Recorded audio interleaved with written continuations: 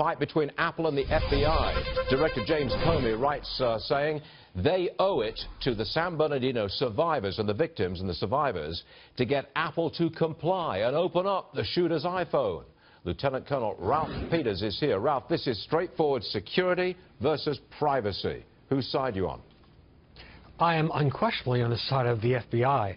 Apple and Tim Cook they're behaving villainously. And Stuart, over the last several days, I've heard the technical arguments, I've heard the political arguments, heard the legal arguments. But that obfuscates the core of the issue. It's about right and wrong. Apple should be doing everything within its power to help us prevent further terrorist attacks. Instead, in support of his business model, Tim Cook has taken the position that terrorist groups, mafiosi, human traffickers, drug cartels have an inviolable right to secure communications, and then he tries to lay it off by saying we're really protecting the security of the American people and their information. Meanwhile, he's allied with tech firms, backed by tech firms like Google and Facebook, that are the real compilers of data on all of us. The government, I was in intelligence, the U.S. government does not collect information on law-abiding citizens, but boy, I'll tell you, Google does.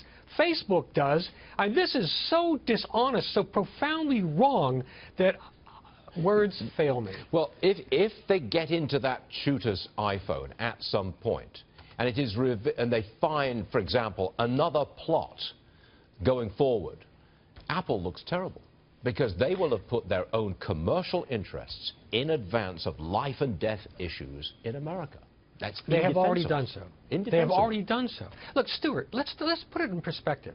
We would never let Northrop Grumman or Lockheed Martin sell warplanes, a squadron of warplanes to terrorists. Right. And yet these unbreakable communications that Apple is selling to anyone, including many a terrorist and criminal, ultimately do more damage, pose a greater threat than a squadron of F-16s or F-18s would. This is a toxic product. It has to be treated as toxic. Now, Tim Cook wants Congress to look into it. In the long term, yes. Short term, no, because he's obfuscating.